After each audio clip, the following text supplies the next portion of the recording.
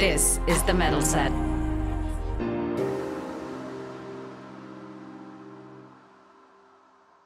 So we're thrilled to have Areej Al Hammadi in the studio with us today. Areej is a midfielder with the UAE National Football Team, is an Adidas athlete, and a two-time Guinness World Record title holder, all of which we're going to talk about on the show today. So Areej, welcome and thank you for joining us on the show. Thank you for having me. I'm really excited to be here. Great. And it's great timing too, because we're inching closer to the FIFA Women's World Cup.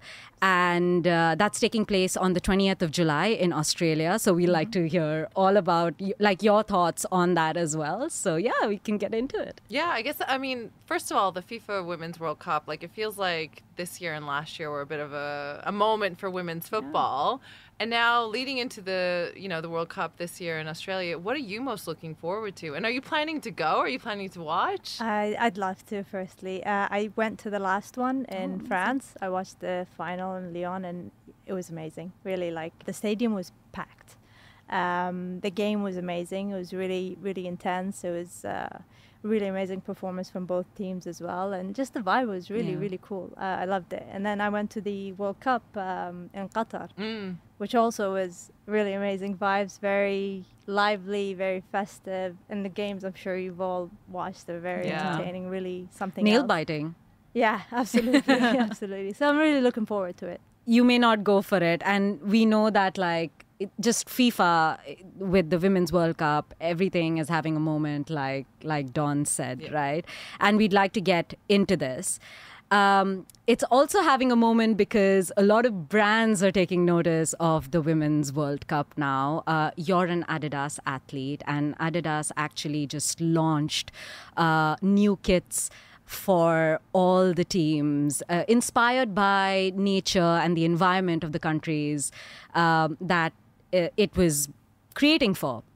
So you must be very delighted about all these changes that are happening within the scene, especially even as an Adidas athlete. Absolutely. It's really, really nice to actually see brands getting so involved with women's football. I mean, I remember watching the World Cups, just the one before France in 2019, so 2015. There wasn't a lot of spotlights on them.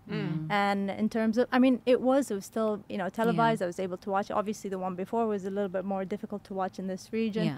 But in terms of sponsorships, the kits, the performance, the type of, the intensity of the games, actually, if anything, I read recently a technical report from FIFA comparing the two World Cups.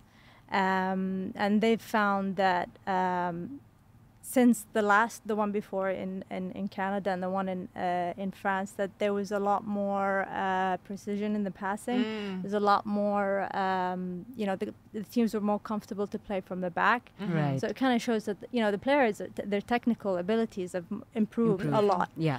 Aerial balls, they were able to just, able to play the ball forward and then get the ball and attack and score, create a lot more chances from aerial balls. There was a really big increase, actually, a 60% or something like that, winning the ball back as soon as they lost it. So that means there was a lot of intensity in the games, which I remember watching the World Cup in Canada. I remember specifically, actually, the commentator, it was an Arabic commentator, saying that, of course, women's football is a lot slower. There's no technical ability. And so I was like, ugh, yeah. So I was really happy to actually see that, improvement in performance between the two. And then just also involvement of all the brands and sponsorships. So it makes me happy. It means, World Cup after World Cup or tournament after tournament, things are getting a lot better and moving fast, if anything. Athletes need sponsorships to thrive, right? Exactly. And to perform and to do better. So I think, there's probably a correlation between sponsors and, the confidence boost that you have in the games. But just resources and, poured into teams and, countries taking it a little more seriously and seeing the commercial benefits as well, which we've all seen the past couple of years. I didn't ask you, though, who are you rooting for? That's a difficult one. I really, really like the U.S. team and their style of play, just the players. I feel like they are great role models. They're like athletes. But I also really like what UK is doing because I'm you know, I keep an eye on their Super League. There's a lot of players from Europe, of course, playing there as well. So I feel like they've invested a lot in their, you know, local football. Every week they're playing really competitive football, and they won the Euros, you know. So I think they're up there in top contenders for the World Cup. So I'd like to see one of them. I think win. Yeah, why not? But if I had to say, I have a sweet spot for Sweden. For Sweden. Yeah. But I don't think they'll win. So. Well, I mean, Canadian women's football is really good as well, so I'm going to be going for Canada. Yeah, they've been really good actually. Yeah. The Olympics, I think, weren't they in the final? Yeah. It's terrible I've come into this because I didn't grow up playing football or soccer. I call it soccer. Everyone else calls it football. But I didn't grow up, and it's one of the only sports I probably didn't try, which is really odd because, like, I grew up around it. Like, all of my friends played. But, it's just something I never Is it not popular? No, it is. It is just for some reason. I didn't get into it. But there's a lot of other popular sports in Canada, I think, right? There is. But any kind of, like, anything a bit off-center somehow I was doing. Like, curling, squash, you know, stuff that wasn't mainstream. Soccer, for some reason, I don't know why my parents didn't put me in it. But I mean, going back to how did you get into playing football, soccer? My coach is gonna kill me because he sounds like football. Actually, soccer is a right word as well. It used to be called soccer if we want to go into the history of things, but football globally now we call it football. For me, like if it's like I can think back and what was it that got me into it, I would say the World Cup. And you grew up in the 90s. Yeah. So I think it was like the Euros and the World Cup 98 that really I remember more clearly. I used to just watch that and play with my my brothers and my cousins after each game. Was it a family affair? Like, would you all sit and watch sports together? Yeah. Like, my dad and my brother didn't really watch football. My uncle, my cousins were interested in football. But when the World Cup was on, everybody watched, even if you didn't want, care about football. I mean, that's what I do, right? Exactly. Like, I probably don't follow the local leagues and stuff, but if it's the World Cup, you are sitting and watching it. Exactly. Right? Yeah. When I think about it now and compared to the young girls and how they got into football, it's a little crazy because, like as you know, back then, like, we didn't have social media and women's football wasn't really televised. I mean, it was, but not in our region, so these things weren't really accessible. So me growing up in Sharjah and then dreaming to become a football player, and there weren't any, women's football or girls' football or academies or teams. It's just crazy to think that I got to this point, and I'm happy that I did. But, when you have a passion, I just kept playing. I just kept playing with my brothers, my cousins, and every opportunity I got when I grew up, in, like, university, when I managed to play with the team. And I just continued doing that until I found the opportunity to. I think it's quite amazing, though, to think now, like, there's, women's football is everywhere, right? Absolutely. And I think social media has done a lot for women's sports because you get to have direct, access to athletes and see them and see their stories, which is fantastic. And representation matters. We all know that. Yeah. But yeah, I guess as a little girl, like, were you playing in the streets or, like, where I'm from, like, we'd play on the street. Yeah, in the neighborhood. And did you ever imagine, like, did you have it in you since then, like, I'm going to be a footballer? Yeah, I mean, as a kid, you don't have this thought where you think, oh, I can't do it because I'm a girl or because there aren't teams. Or you just think, I want to be a footballer. And you just play and you do it, right? So it was that. I just kept playing, and I'd imagine every time we played, I imagined I'm, in the national team or I'm playing in the World Cup or something. You manifested it. Yeah, absolutely, all the way until it happened. So going through school and university now, like we've discussed, there are so many opportunities. There are so many clubs as well. Like, even schools have clubs. You have the Onyx FC, which is an all-women's club. I'm assuming you're associated with them as well. Yeah, I was playing with them last but there weren't any clubs back then, right, when you were growing up. So what were the opportunities that then you started creating for yourself when you went through school and university to create that kind of community around football where you could play, not just playing with boys or your cousins or your friends who are male, but Yeah. like with women. Yeah, because after a certain age, you know, in Yeah. this culture, you can't really keep playing with your Yeah. you grow with your teenagers, you know, Yeah. when they have their friends and whatnot. So, I remember in school, in our PE classes, I remember she's like, "What do you guys want to? What sports you?" Or I think they said like, "Okay, let's do a basketball session or something like Yeah. that." I was like, "But I don't want to play basketball. I want to play football." She's like, if you get enough players, we can do a football team, you know, find the players and we'll do it. It's like, okay, fine. I was out on a mission trying to find some players in all levels. And it's just, maybe I found one or two girls that are like, okay, if it happens, we're in, you know. But yeah, obviously didn't work out in high school, but in university, I think also one of the reasons I picked my university is because I read in their brochure, oh, there's a women's football. You know, specifically. Was that here? Yeah, I went to AUD. Okay. I remember looking at AUS. AUS was a good option. Yeah, as well, but that's on the American University in Sharjah. Yes. Yeah. On their brochure, I know they have a team, but Yeah. on their brochure, I think didn't say women's football. Right. specific. They That made a was mistake. Yeah, exactly. They lost a good student. Good footballer. Yeah.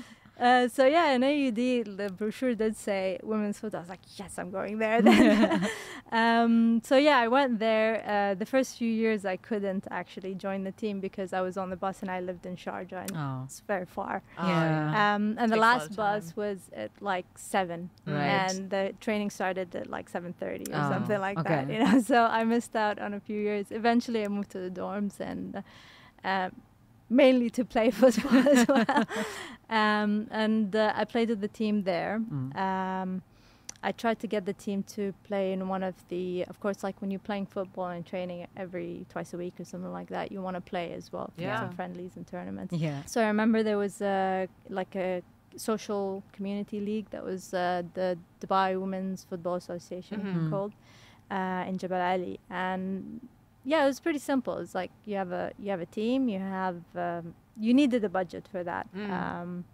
So you needed sponsors or whatever to just pay for the pitch hire, Right. for the referees, for your kits, for so on. And because we were playing on grass, it's a little bit more expensive than, you know, AstroTurfs and what most leagues are doing now. But being part of a university makes it a little bit easier because you get a backing from them. Anyway, first year was a little bit difficult. The second year we actually joined, and I was playing with them for a while. After I graduated, I continued in that league. But you know how it is with social leagues. There's a lot of girls that are just playing, you know, to make friends, or they're just stopping over for a few years and then they traveled, or they're cabin crew. So, you know, their schedules are a little bit crazy, so they're not always available. So it's really difficult to have teams consistently compete in because it's just a way of socializing then, right? Exactly, yeah. So it's like if there's a team, they'll join. If there isn't, whatever. So yeah, at some point I couldn't find a team to play in, so I decided, okay, I know some girls that were in my team and were looking for a team, so I started the team Sandstorm FC. And we played in the league a few seasons then. It was a pretty decent team, actually. I really enjoyed it. We did the logo and we did the Sandstorm. Yeah. Love it. The logo and got some kits, and it was a fun exercise and a fun project. Was this all out of pocket? We got sponsor, actually. One of the girls on the team managed to get a sponsor for us as well. That's amazing. With Expo 2020. Okay, yeah, Expo 2020. Yeah. Shout It was out. so damn, yeah. It was a cool involvement from them. It was before. That was 2000. Right, when it was announced or something. Yeah, Yeah. exactly. So it was cool to have it. So I still have the shirt as well. I had that, and we were playing for a few seasons, and then after that I got scouted for the national team, and I wasn't able to continue in that league. But but I did go back because it was such a competitive league that I remember I started off in second division. They had 2 divisions, and I started off in second division. It was always really competitive because you have a big gap between some players that are already been playing for a while in academies and whatnot, and girls that are just getting together to play for fun, you know. And I really wanted to win. I went from second league to second division to the first division. Eventually, I think like maybe in 2017 or something, we had a break in like an off season with the national team, and I joined one of the teams. And we won the league, so I feel I can rest. Like I finally won the first division, first place. So I'm happy. No, it was unfinished business. No unfinished business. No. Yeah. I guess before we go into you getting scouted for the national team, when you were you chose university on the basis of it having a football team. Yeah, you made all your decisions based on football, didn't you? AUS is probably like, darn it. But your parents, like, and your kind of network as well, your friends, because I know a lot of our friends now are people who do sports like us, but sometimes like, oh, is that a good idea? Like, did you have support of your family and your friends, or were they all like, oh yeah, let her do her football, let her get it out of her system, and then yeah, kind of. My parents were kind of like that, let her get it out of her system. I don't think they thought there's anything. It's just a sport, so they weren't really against it. My half brothers are they were actually in playing with one of the clubs, but they were against it. So like I remember once when I was really getting into football and everything, and my favorite team, my favorite team, the team I support is Man United, and I had posters of like the team and David Beckham in my room, and my half brother walks in and goes like, you have pictures of like football on your wall? Why don't you have like Barbie or fashion or something like that? And it's like, I like the sport. Yeah. Yeah, so I had comments like that. Why do you play football? It's not for girls, blah, blah, blah. But like, whatever. Also, people are multifaceted. Yeah. You can like Barbie and you can like football. Exactly. They're not mutually exclusive. Yeah. Exactly. I mean, it wasn't the only thing. I was doing girly things, playing with my cousins and everything, but like, playing also with my boy cousins. I enjoyed it generally. It's just such a fun sport. Yeah. It makes me happy. Yeah. So yeah, there was that. Like, from my half brothers and whatnot, they didn't really like the idea.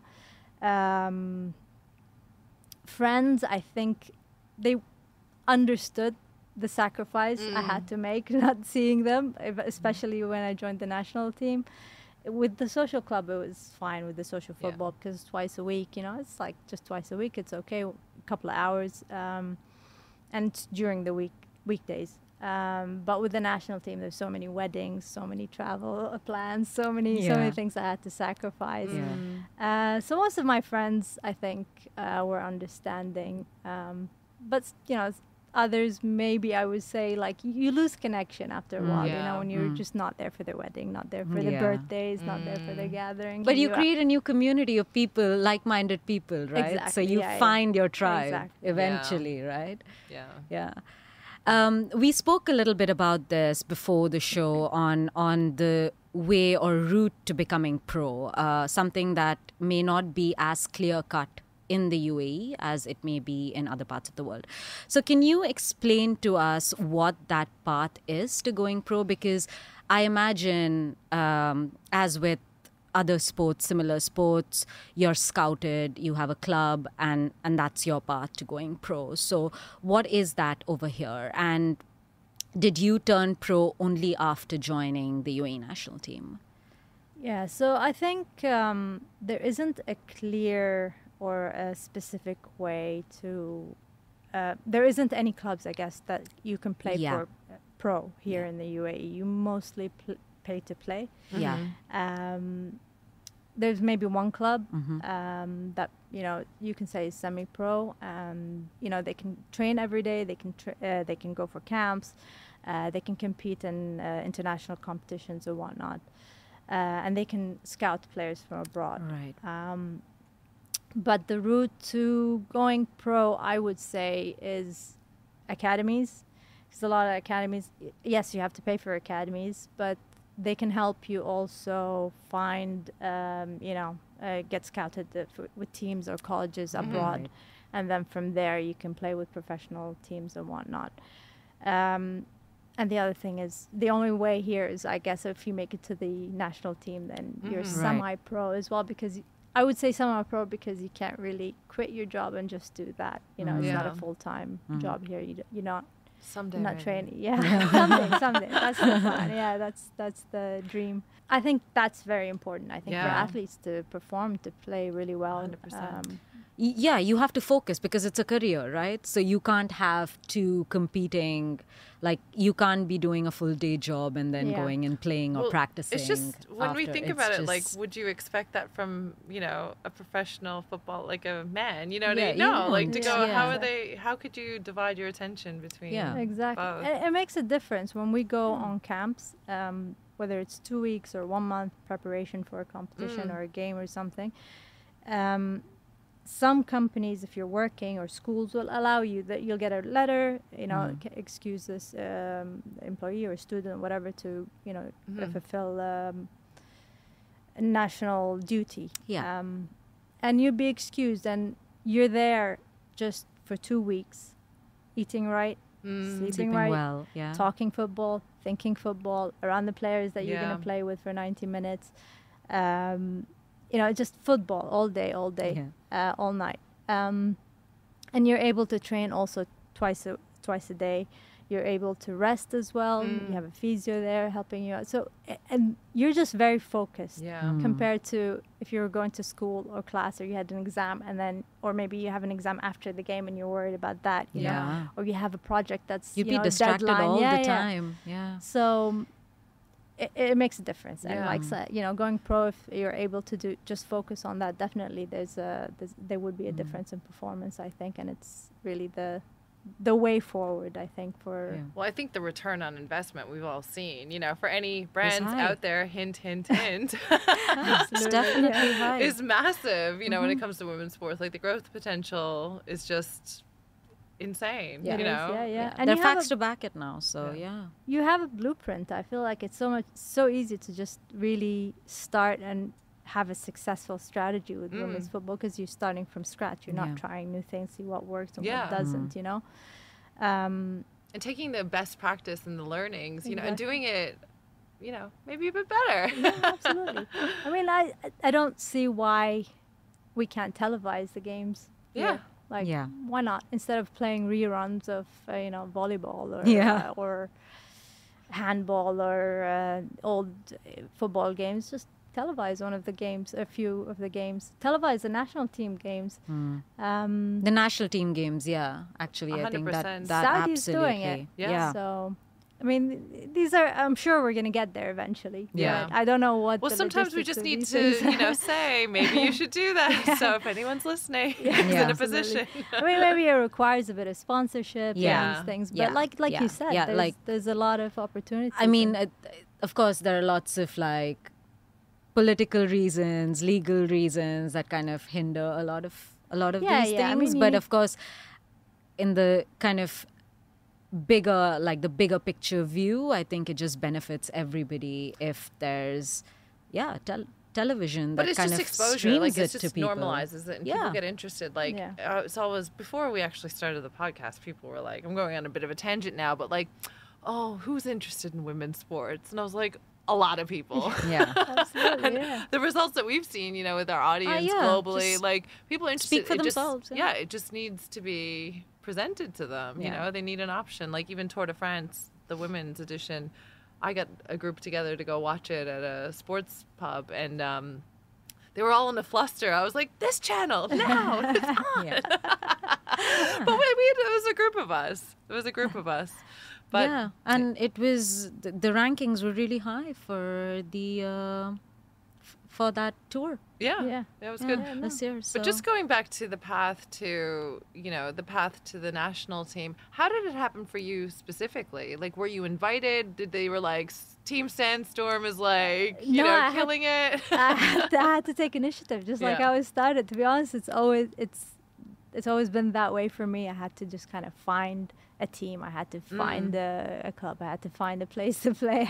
With Sandstorm, after the league, you're always trying to find other competitions to play. Yeah. And within the community, they'd always share, okay, there's a tournament happening, blah, blah, you want to sign up your team and whatnot. And I remember one of the girls sent me the, invite that, hey, we might be having a tournament. I remember she sent me the the flyer, and it had the UAE logo on it Right. along with theirs. I was like, oh, I wonder. You were like, woo, Yeah. honed in on it. Because I always knew there was something happening with the national team, but it wasn't very clear what was going on, and I think it was just starting to get established properly with the FA. And so I was interested. I was like, okay, maybe this is my chance. I go see what's going on. Maybe they're organized. I didn't know what. I just saw a logo on the paper, and I was like, okay, I need to sign up for this. Yeah. But I genuinely wanted to just play as well with the team, and if I managed to see someone from the FA there, it would be great. So we signed up. We played, and I did meet one of the girls that used to play in the league as well there, and she's like, oh, what are you doing here? And it's like, yeah, we're playing with the team. And I asked her to meet with the coach and if I could try out. And that day, they asked me, I think they asked me to come in the afternoon and then later in the evening, something like that. Tried out twice. And then literally, I think after that, I think within 10 days, they were traveling for a developmental competition in Cyprus. And they were like, what are you doing next week? And I was like, why? Yeah, why? It's like, do you want to come with us? Is your passport renewed and everything? Is it, when is it expiring? Blah, blah, blah. It's like, yeah, I guess, but you don't have to take me. I mean, I'm just starting. I don't know if I'm going to measure this. Like, oh, it's okay. We'll take you if you're okay. Like, okay. And then just like that, That was it. Yeah. I had to think about, okay, they were training twice a week. I went from like twice a day, not twice a week. I used to train twice a week. Yeah. And I had to go twice a day training. I had to think about what I'm eating. I was working as well. So I remember the next day we had training in the morning. It's like 6 a.m., 6:30. I finished that, went to work. And I remember thinking, I was like, oh, this is really nice. I don't even need to have coffee after like a good training in the morning. I could do this. A couple hours later, you're like, absolutely. And after that was it. Like I joined. They asked me to continue with them. Yeah, and I was. I played one game. I wasn't starting in the first few games in Cyprus. I'd play the last 15 minutes, thankfully, because literally, like, I remember watching the games then. Just horrible. I don't know what I was doing. It's different when you're going from 7-a-side to 11-a-side. And I played one game there. I started the full game, and it was against Lebanon, and thankfully we won. So it was a good experience for me, and that was the beginning. Yeah. So you've joined the national team, massive win for you, especially for someone who's got zoned in on football as something that you want to continue doing. But when you joined the team, what did you see as the challenges and opportunities of building this as a career? Oh, good question. Challenges was adapting and like the sacrifice, training twice a week, and the camps and the traveling would be difficult. I was a little bit like, not sure that, okay, I'm going to be going twice, training in the morning, training in the evening, working in between. Like, there was no time I am married as well. And so I realized, okay, I'm not going to be seeing my husband much or have any time to spend with him. And I'm going to be traveling a lot. So that was some of the first challenges I could see. But thankfully, my husband is very supportive, and if anything, is very proud and excited for me. And he was just telling me, he was like, yeah, do it. You've been, waiting for this. But you have to, like, really change the way you eat now. You have to be careful. You're training twice a week. You have to eat better, and none of the junk, none of that. I was always, I had a decent athletic lifestyle. I'd always play sports and stuff, so it wasn't a problem, to be honest. The other side of the challenges, I guess, is also my parents. Then, it's like my parents didn't expect me to be in the national team and be traveling a lot. It's like, why are you wasting your time doing this? Why aren't you focusing on work? Why aren't you focusing on your husband? He's gonna get upset. I was like, no, he's happy. He's okay. He's proud of me. So it's difficult when you make it and you're not getting the support from your family as well. And I realize this now, when my family or anyone from a family is just like is excited that, okay, I did this, or I was part of this, or talks about what I've done in that sense. I was like, oh, this is really nice. Like, I wish I had this. Like when I was starting, it's really, it's very supportive when you get, you know, the support from family. It's different than friends and just people who are interested. So that was a challenge, I think. So it felt like I was sort of alone. It was just me and my husband supporting me. But other than that, like, I think, you know, the challenge of athletic performance and the pressure of the game and whatnot, these are, I think you manage if you're really excited to, it's a thing that you love and it's your passion. It's easy to manage. It's just getting used to that new normal, I guess. You know? Yeah. I guess with your family though, I think of like playing for a national team is such an accomplishment. Proud moment. You know, and I guess, you know, similar with my parents too. Like I had, you know, growing up, like 3 job options: engineer, accountant, lawyer, doctor, or 4. You know. Are you Indian? No, but I say this about my parents. I don't know. There's like a lot of synergies, I think. But, you know, they're worried about, you know, they're always worried when I was saying what I wanted to do. They're worried kind of stuff. But now, like, surely they must be, you know. Yeah. I mean, they're more accepting. But, like, just like anyone else, they'll always say, okay, but, like, did you win anything? You know, like, you know, they'd be happier, more supportive. That, yeah. So now it's more like, okay, well, what are you going to do for football? What are you going to do with, you know, what you've done or what you've achieved, or how are you gonna give back to football? So well, I think you're giving back it's a different lot. I'm trying.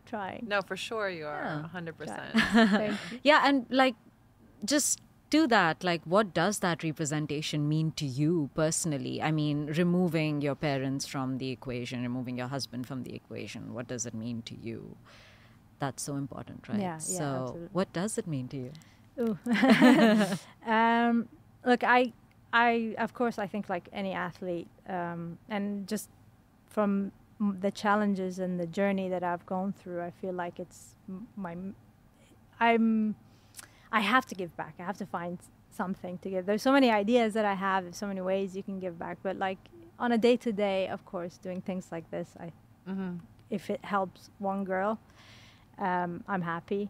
Sometimes I get like questions from girls, I'm just starting out and I'd like to, you know, one day become like you, or not like me, but like I want to join the national team or whatever. What can I do? I'm happy to answer and just give them, you know, direction and, you know, tell them to, you know, keep focusing on their dream and just, you know, be determined and don't let any of these, you know, challenges, you know, stop you, and you'll make it. Definitely, you have more opportunities now. So it's my job, I feel, to, if there was opportunity to encourage anyone, then I would. Because football has, if anything, given a lot to me, in terms of, you know, I love it. I enjoy it. It was a safe space for me to, whenever I'm on the pitch, you know, if I was having a bad day on the pitch, I'm good. I'm happy. I forget about everything. My mood is better. I've traveled so many places. I've made friends who are like family, and just a social circle of the community, football community. These are all my acquaintances, my friends as well. It's given me a lot, so I feel like I have to give back. So football is life, as they say. Right. Since joining the team, tell us a little bit about how the experience has been, you know, with the UAE national team for you. Ups and downs, you know, because there's the pressure of being on the national team. You want to perform, you want to win, you want to make your country proud. Not just because you're a female team, you want to win and prove everyone wrong, because like in any sport, like in anything, as a woman, you have to be successful. Work you that have to little extra, for them to say, okay, it's good, or we'll watch, or we'll be interested. So, you know, it's been ups and downs, but an amazing journey, really. I'm very proud, and especially like, you know, for a girl who grew up in Sharjah, dreaming to be a football player when there wasn't anything, you know, Yeah. at the time for me. It's a dream come true. Yeah. Where do you train, like here in the UAE? And I guess, what have you seen, you know, from the time you growing up, playing with your cousins, your brothers and stuff, like the infrastructure, you know, and facilities? I'm just curious to know, like, where do you train? How do you train? What the difference is, you know, in that time? Yeah, there's so many opportunities now. At the time, I'd just go outside and play, Yeah. right? But now you have social football, you have mixed football. There's within the footballing community some groups, like, you know, they every week, or they play like 3-4 times as well. You can just join these groups and just play. Nobody knows each other sometimes. You know, you have just maybe a few people that are organizing and play regularly, but you get a lot of new players on the pitch, so you can just play for fun. You can join an academy, you can join a team, you can join social teams, like Onyx hosts their social teams a lot as well every week. So that's for girls, but I mean, obviously for boys it's easier. But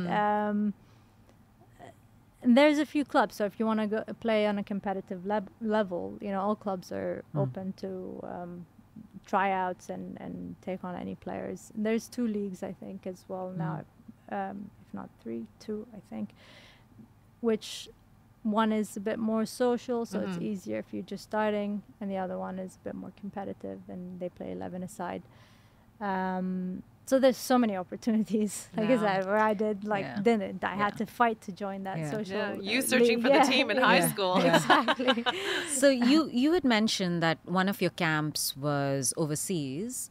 Do you have a lot of overseas camps, training camps, or do you do a lot of the training here in the UAE? Yeah, so in the summer it gets really hot. I think we used to travel to colder places and just play a couple of friendlies there. So we went to Georgia, Malta, Azerbaijan.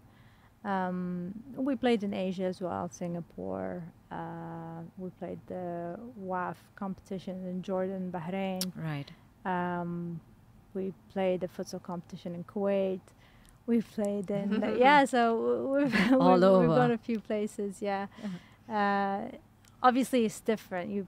We've played in really hot conditions here in the UAE, and we played. So you have really an advantage, I imagine, when you go to like colder countries. We can do this. What would you say are, like, if you had to give us a show reel of all your highlights since you joined the national team, what would be on there? Oh, difficult one. I start with the national anthem, of course, because that's like a moment I think any football player, athlete can tell you. It's always a really emotional moment. And the goals we scored. One of the first games we played in the UAE, I think was against Georgia, and I don't know if it was the first game or the second game, because we usually play 2 games when we're visiting, or there's a team visiting, or we're visiting them, and we drew. They're a tough team, so that was a really a good game and a good memory. And I would have to say the competitions that we played, like the AFC Asian Cup qualifiers. In Tajikistan was the last one we played, and they're top level competitions, so they're really memorable and really intense, and they have the crowds, and it's very professional atmosphere, so they're fun. Do you have a favorite country to play against? I enjoy playing against Bahrain. Okay. They're little GCC rivalry. It's very that. So it's fun. It's a lot of pressure, but it's fun. So I enjoy playing against them. I imagine there's lots of, like, you know, if you're playing here in Bahrain, there's lots of Emiratis or Bahrainis in the audience too watching. They have a really great atmosphere there. When we played the WAF competition, they have crowds. They have people supporting them, and you know the crowds are calling their name, the player names, and cheering them on, and with the tablas and everything. It's a nice vibe. It's very good. It's fun actually to play there. Yeah. I guess going back, like you kind of answered this already, you know, your manifestation when you were a little girl. Like, would you ever imagine, you know, like kind of, I guess you did, right? Living the life that you're living now. Like, you know, you had that in you. I never imagined it happening, like, because I didn't know. I just, at the moment, then I thought, like, okay, I am that. I'm a football player as a kid, you know? I've just But, made like, this decision. I'm yeah, running with exactly. it. Whenever you put on that shirt, you know, like whatever shirt you put on. I remember I had the Germany shirt. I remember I had Beckham t-shirt, England Beckham t-shirt. And so just I think we all did. Yeah, exactly. I didn't even play football. I didn't. Oh, did you not watch Bend It Like Beckham? I did, yeah. I wouldn't have imagined that I'd be sponsored by Adidas. I would have been playing so many games with the national team, playing abroad, especially knowing that, you know, all the challenges that, you know, from my half brothers and whatnot, like how would they accept it? Maybe it was a good thing that, you know, I was scouted or I was recruited with the national team when I was more of a grown up, so I can make my own decisions rather than when I was younger and it wasn't very popular at the time. So it would have been maybe difficult to convince my parents. Especially with the amount of traveling and the camps and whatnot. So no, I wouldn't have imagined, honestly. But I'm happy I'm here. So when you joined the UAE national team, were you a midfielder from the get-go? Good question. I don't know. Okay. How did they assign, like, in the national team, how did you get assigned? I think they usually ask you, but it really depends on your technical abilities. You know, if you're a fast player, if you're a tall player, if you're, you know, if you're good at shooting and whatever, they'll place you based on the tryouts, I think. But with the 7-a-side, I think I usually played mid or right on the wings, and I think like I run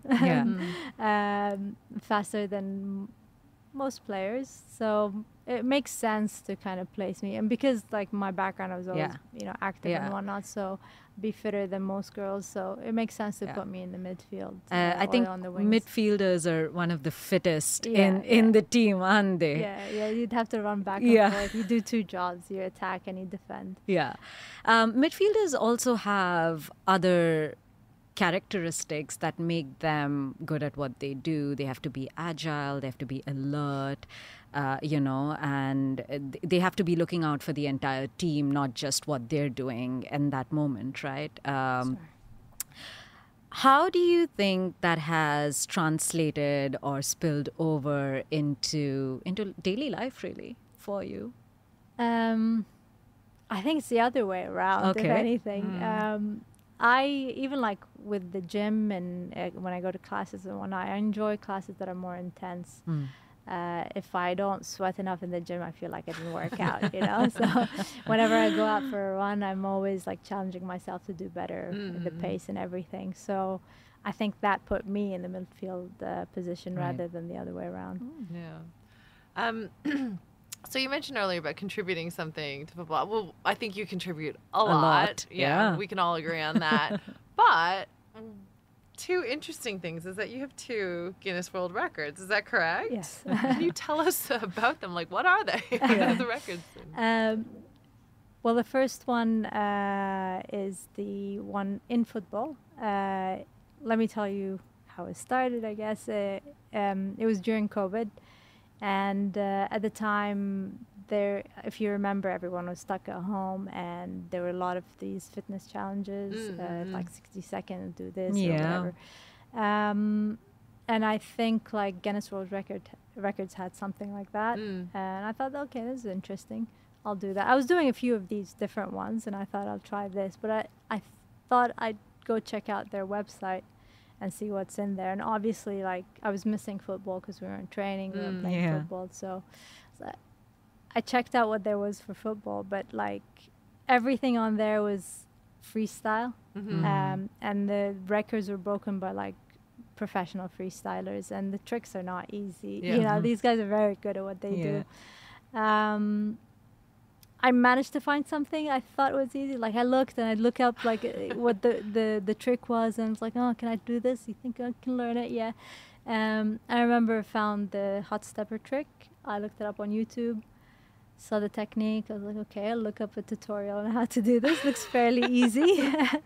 Yeah, and I signed up for it, and I started practicing for like 3 weeks, 2 weeks, 2 weeks and a half, and then went out. And because it was COVID, you're allowed to submit your attempt virtually and provide like evidence videos and whatnot, the slow motion videos or whatever, for them to confirm the count and everything. So yeah, I got a team on. I had my husband and some friends to do the counting and the timer and everything, and a videographer, a couple of them, to do the video and then the evidence videos as well. Submitted, and I won it. So what was the actual record?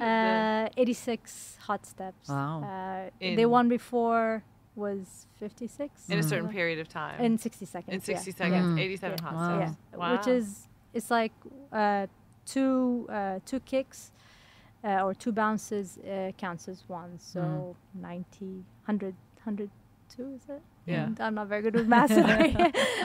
Art background. Sorry, this is usually my excuse.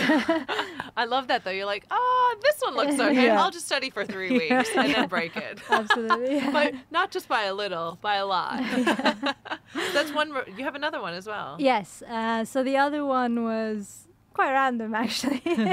I think every month Guinness World Records do like a meeting or a little, like an invitation with their record holders from the region. And they invited me for one. And they asked me to go to the office, and they're like, if you want, you can, if you have a record you want to break as well, you can do it there, and we'll get the guys to, be the judge. I was like, okay, fine. I had like maybe a week to find something. So I went on there and looked for a few things. And I thought football would be difficult because in their closed space. And I thought like I'll try something different.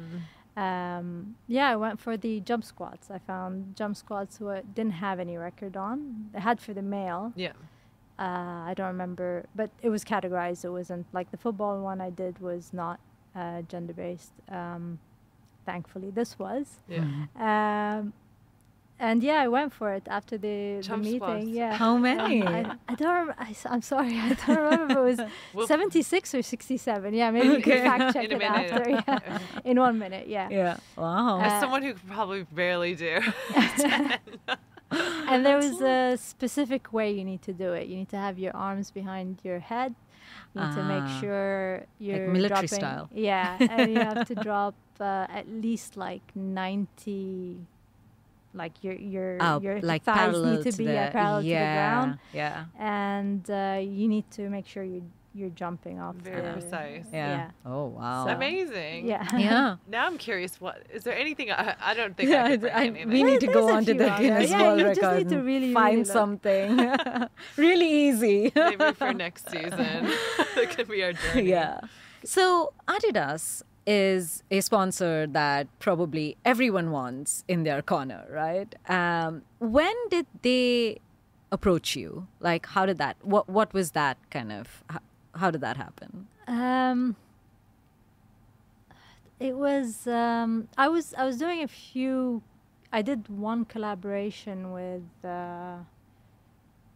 Vogue, and it was a Vogue Adidas. I think it was Women's Day. I'm not sure. That was the first time I worked with them. I think I was in their radar because, before that they were. I remember getting requests to do collaboration, but then they never rolled out with some of those. I guess I was in their radar at some point, and after the second collaboration I did with them for Foot Lab, the guys were like, yeah, I mean, what do you think? Like, they invited me for a meeting, and we discussed, how we can work together and how they can support me. And of course, like anyone else, really, it's a dream come true. I would have never, if you asked me, I would have never imagined to be signed by Adidas. It's really like a dream come true. All my favorite players are on Adidas, and it's following the steps of your, favorite player, your role models. So it was a dream come true.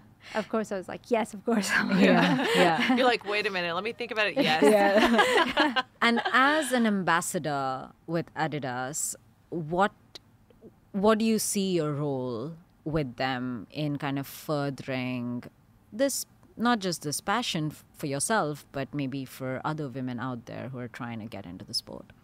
Yeah, I mean, it's amazing, firstly, what they're doing, because, like I said, it's coming from my journey, you know, and how it was and how it is generally in this region, for brands, big brands like Adidas, to be supporting athletes in this journey and encouraging girls to pursue this dream and passion is amazing. I'm sure like a lot of girls want to be supported in this way, and it helps, you know. Like if I remember when I was started to play football, I used to play in my, you know, sneakers and whatnot. Like it was until I was in much later in university that I started wearing football shoes.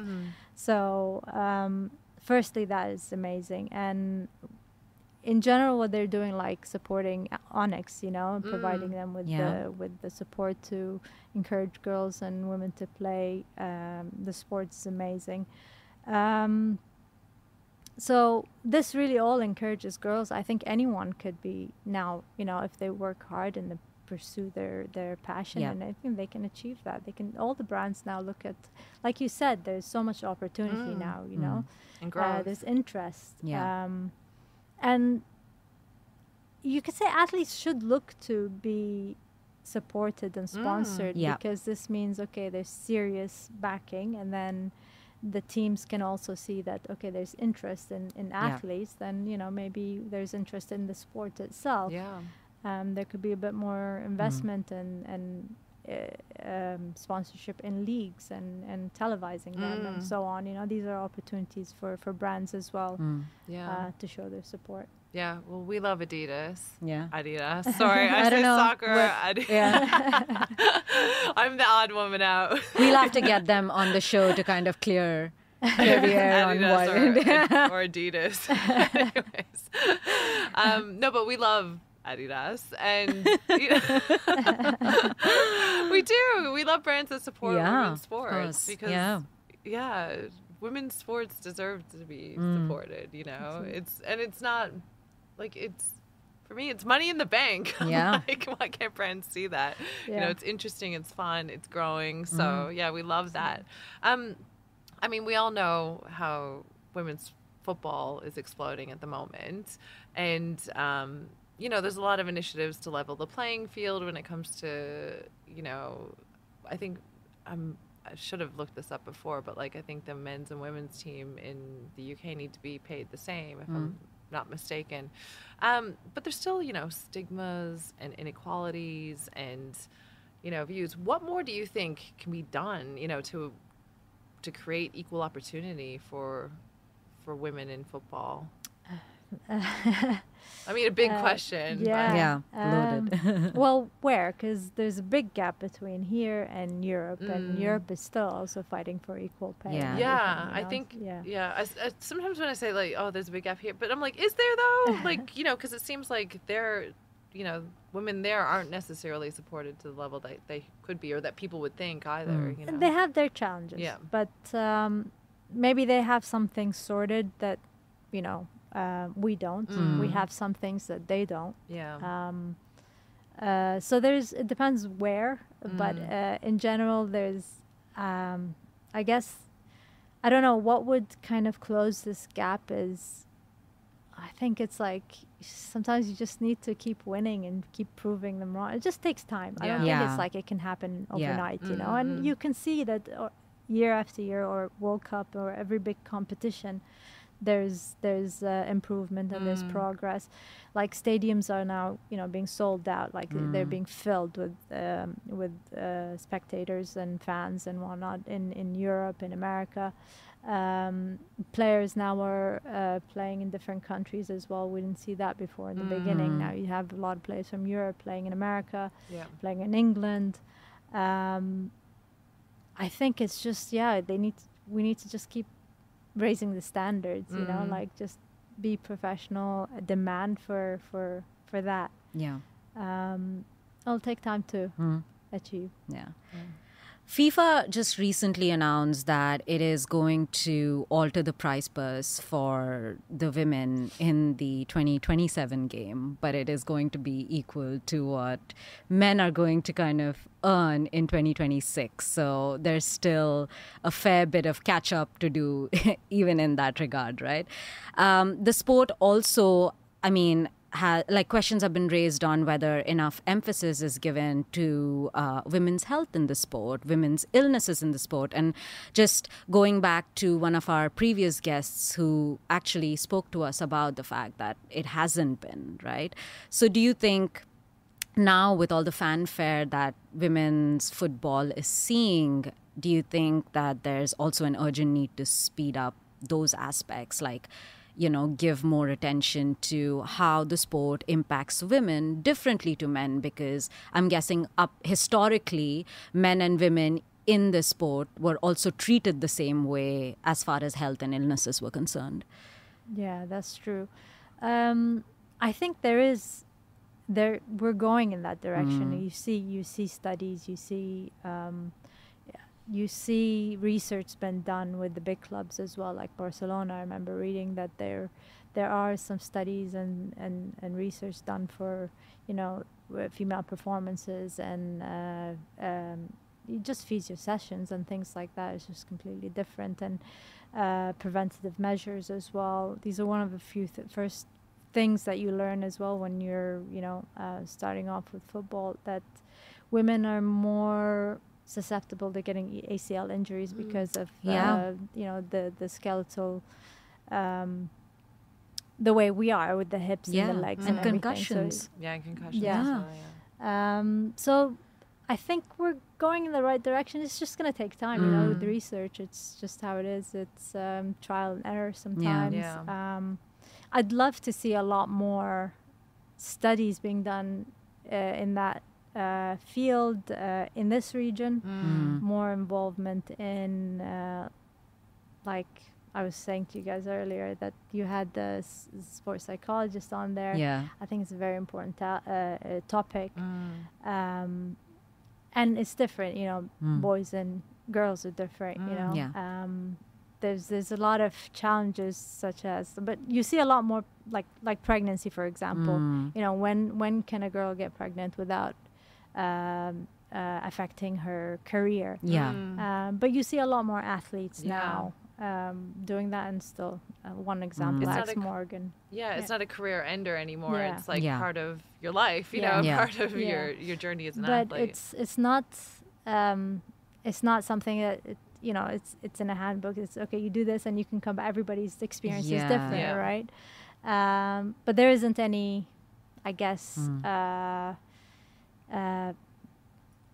blueprint or any guide on what you can do or shouldn't do, or when to do, or, you know. So yeah, I'd like to see more of these researches being implemented. I think it's all heading in the right way. And then it's about investment and, you know, people doing it, you know. Absolutely. You know, you said earlier when you were talking about Adidas sponsoring you, and that your role models, you know, are wearing Adidas, and I'm sure there's a lot of young girls now looking at you as a role model. You know, you are, and just I feel very inspired by your story. Like, I'm getting goosebumps thinking, like, just forging your own way, you know, when you didn't have an apparent path ahead of you. So I think it's wonderful. We're so happy that you came on and agreed to come chat with us. Before we go, there's one last question Afshan's going to ask, but before I want to ask the second last question, is there any last thoughts, anything you'd like to share, you know, about football or your journey? Like a message for anything you know, we didn't cover. Just I just a message, I would say, like, I mean, you know, for women's football, women in sports, it's always difficult because of all the challenges that you're going to face, you know, not having the opportunities, or you know, people telling you not to, you know, the sexist comments you get on social media, in person, whatever. If it's your passion, none of that's gonna matter, I promise you. Like, the amount of times, like, I've read comments in if we ever made it on news and you read sexist comments, it doesn't even matter. You know, it's just like whatever. These people are just, you know, bored. Yeah. And I remember just like being happy doing what I do. So if you have that passion, just pursue it. Really, it's worth it. It's worth it. I mean, as bad as terrible as negative comments and vilification is, you know you've made it when that happens. Yeah, absolutely. Look, I've got haters. I don't have any haters yet. I need to. Absolutely, yeah. Haters are gonna hate. So. And then we always ask our guests this because whilst we know that our guests show this in great amounts, they always have a different reason as to what creates it. So what do you think, like, how do you get this grit in you to kind of move on and, you know, kind of forge your own path? Do you think that's innate, or do you think you've learned that along the way? I think if you tell me you can't do it, I'll be very fixated to do it. I think probably that's what got me into football. Like you said, you can't play football. I was like, okay, I'm on a mission.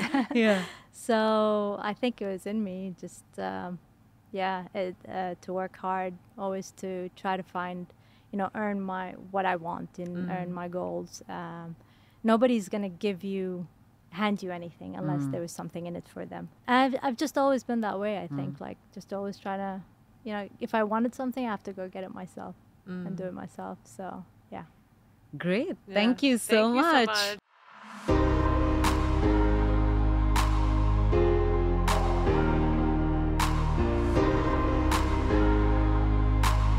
This is the Mettleset.